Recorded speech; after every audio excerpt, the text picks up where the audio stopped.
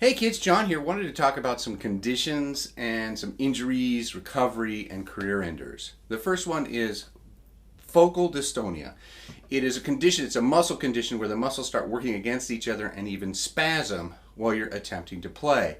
And it'll manifest itself in a small problem in your playing, whether it's within a register or a tax or some type of issue that you have, and it'll progress to the point where even just trying to play a G in the staff, your muscles are just absolutely fighting each other. It's very devastating. 3 people I know have had this, and 2 of them, it's ended their career. The third is playing and very courageously fighting this condition and still has a career.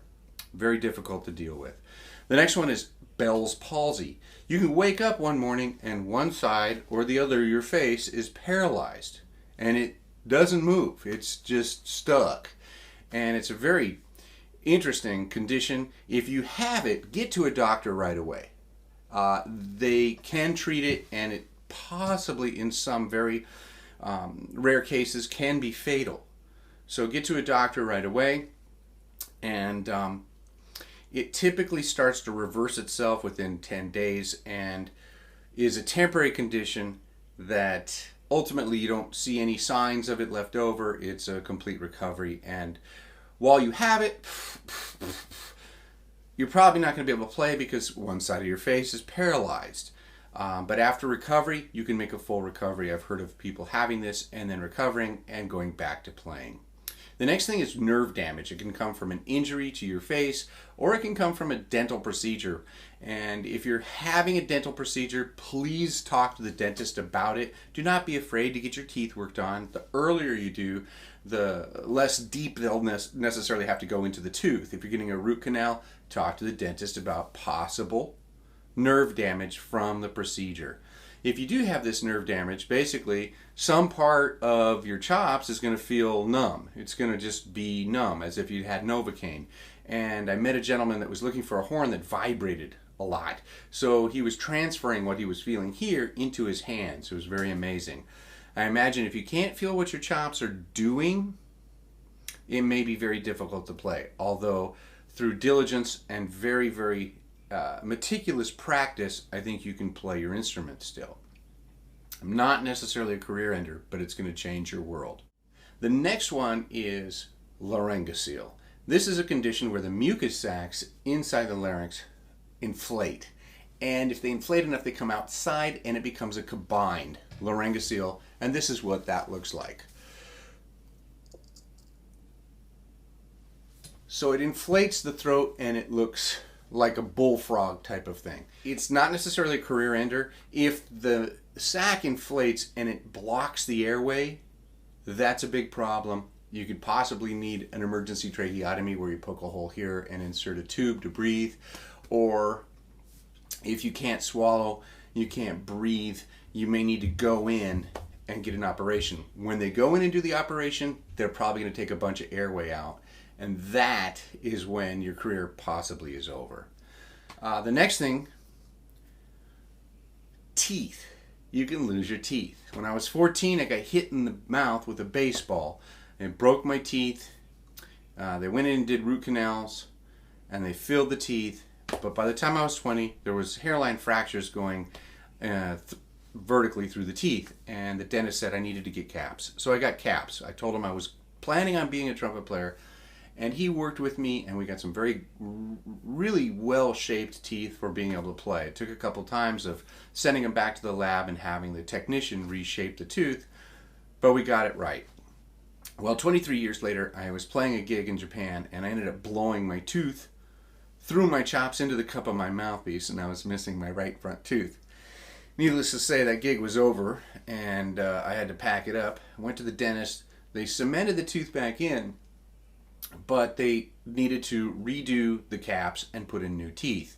So at that time I said, please, please, please make a mold of these so your technician has something to work with and they can try and shape these teeth similar to the teeth that I had.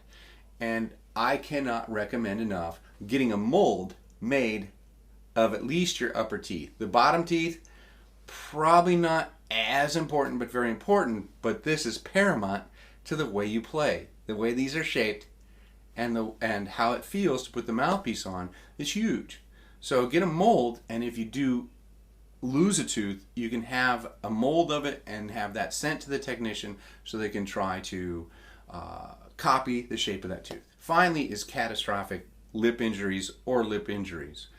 In 2006, I put a pair of pliers into my upper lip. I was pulling on a zip tie, and the zip tie broke, and I had a huge pair of pliers in my hand, and this is what it looked like afterwards.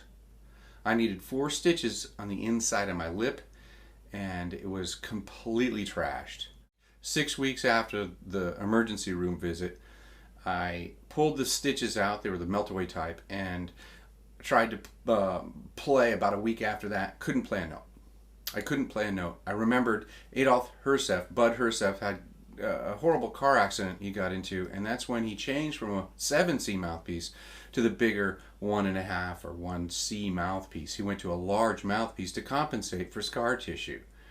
And I remembered that, so I asked a friend of mine, and he had a large mouthpiece. I picked it up, put it in the Trumpet, and I was able to create a tone. I realized at that moment that everything that I had done up to that point was no longer capable.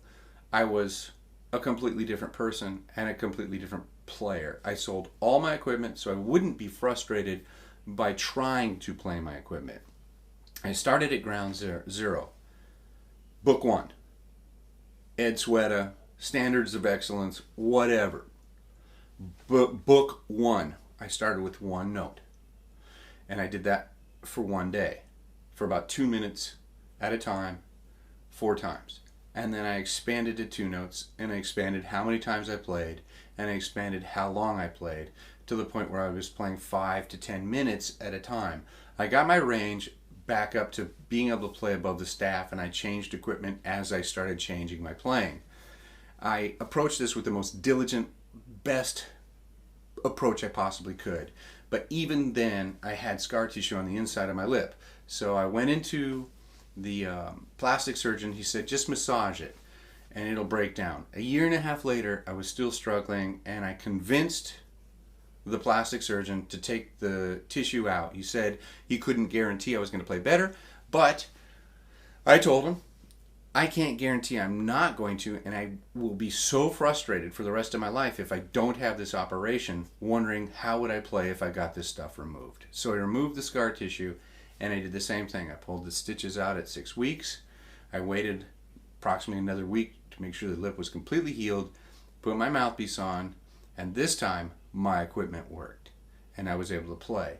So I started over again. Book 1. 1 note at a time. And I rebuilt my chops using the best possible embouchure, attacks, tone, approach. I did this as diligently as possible, and I taught myself to play again twice. You have to give yourself recovery time, and then you have to go into rehab. And rehab for sports or injuries is typically physical therapy. They put you through physical therapy. Well, we don't have physical therapy. We have practicing, we have playing. And so when you start back up, you want to start with the greatest approach possible, the best approach. And if you even have hurt your chops by playing in a marching band rehearsal for 2 weeks way too hard, don't start back up by just hammering your face the way you used to play. That's not going to work. Take 2 weeks off. I know it sounds hard, but you've got to do it if you want to play well again. Take the time off, recover, and then rehab. And that rehab is a diligent, meticulous, well thought out approach to putting your chops back together. Not just a willy-nilly, I'm going to see if I can play my high C or my double G right now. Start very simple, start over again, book 1. It'll go very quickly, and you'll put your chops back together twice as fast and be a better player for it. Till next time, take it easy, kids.